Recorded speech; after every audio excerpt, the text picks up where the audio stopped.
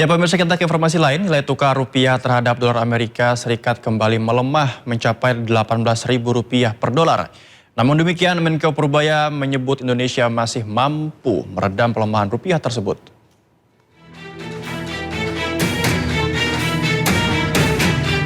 Menteri Keuangan Republik Indonesia Purbaya Yudi Sadewa angkat suara terkait pelemahan nilai tukar rupiah terhadap dolar Amerika Serikat yang mencapai Rp18.000 per dolar Amerika.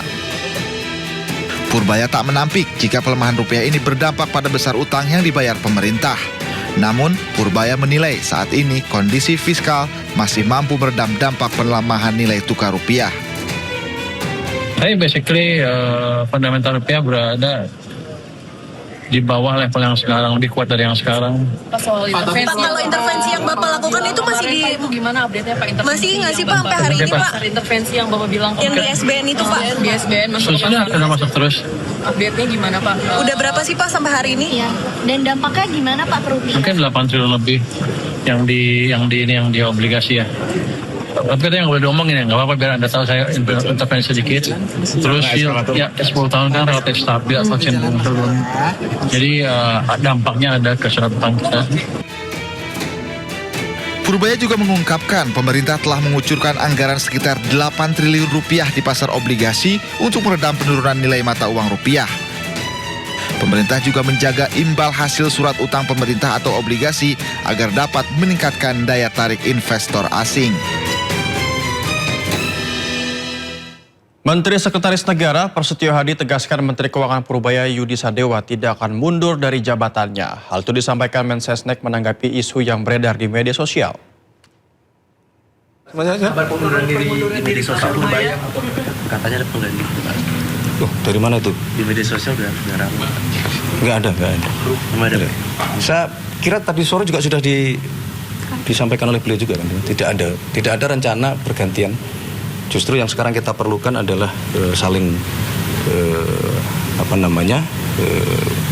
koordinasi yang erat, yang intens antara Kementerian Keuangan, Bank Indonesia, Otoritas Jasa Keuangan, dan tentu di bawah koordinasi Kemenko Ekonomi gitu. Jadi nggak ada rencana itu, belum ada rencana itu.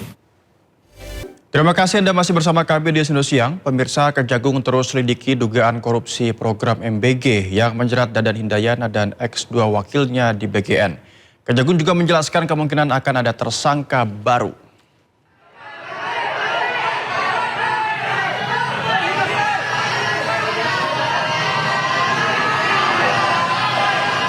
Kejaksaan Agung terus menyelidiki dugaan korupsi yang dilakukan ex-kepala BGN Dadan Hindayana CS.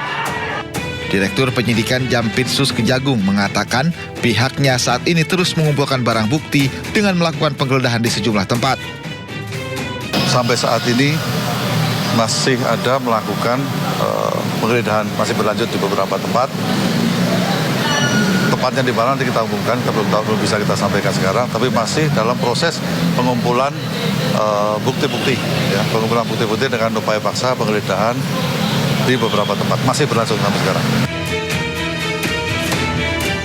Sebelumnya Kejaksaan Agung menetapkan Dadan Hindayana bersama dua wakilnya menjadi tersangka. Ketiganya diduga korupsi tata kelola program MBG di BGN dan kini telah ditahan.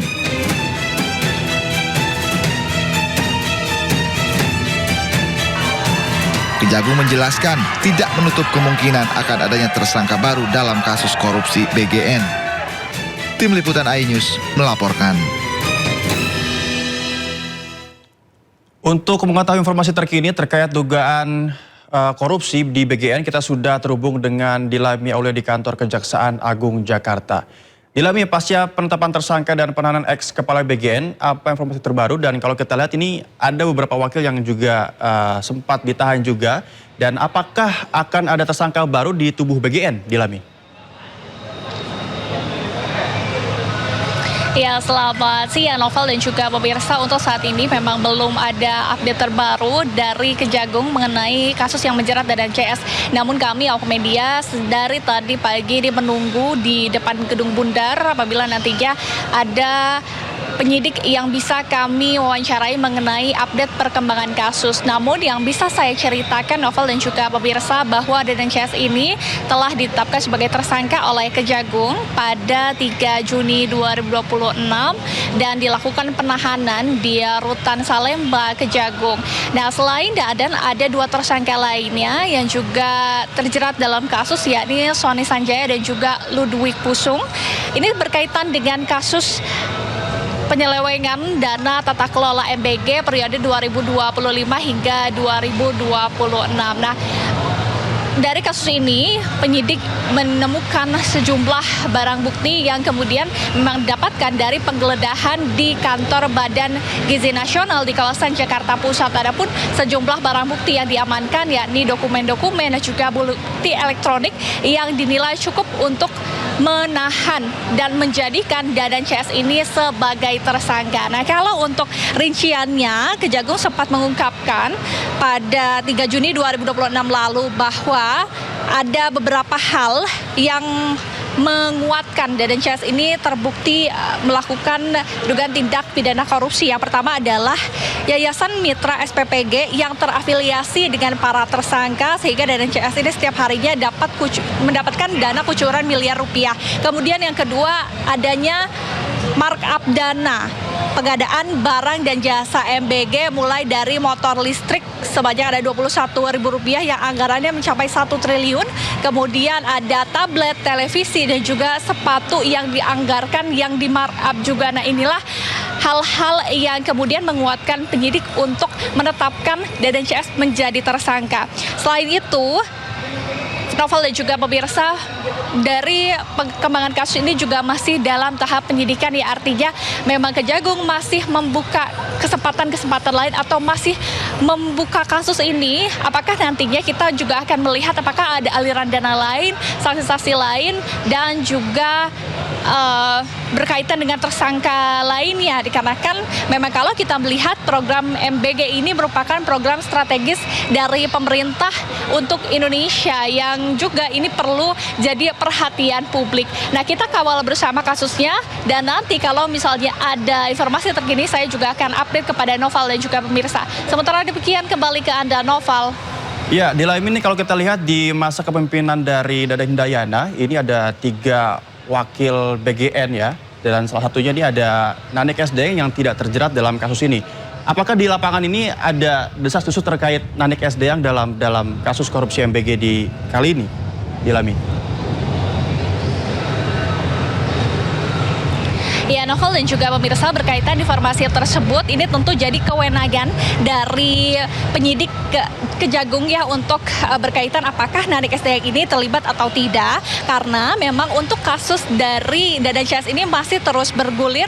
Dari pihak Kejagung juga ungkapkan masih akan terus melakukan pengembangan kasus, akan ada tersangka baru, akan ada saksi-saksi baru, dan tidak luput juga akan ada aliran dana baru lainnya. Kita tunggu bersama, karena kalau untuk saat ini Nanik SD yang ini sudah dijadikan kepala BGN menggantikan Dadan oleh Presiden Prabowo Subianto. Kita akan kawal bersama ya terkait dengan pengembangan kasus, karena tadi yang saya sebutkan bahwa proyek MBG ini merupakan proyek strategis dari nasional pemerintah yang tentu harus kita kawal bersama. Novel. Ya, baik, terima kasih Dilami. Tentu kita masih menunggu apakah nanti ada update lagi dari Kejagung. Terima kasih Dilami atas laporan Anda. Selamat bertugas kembali.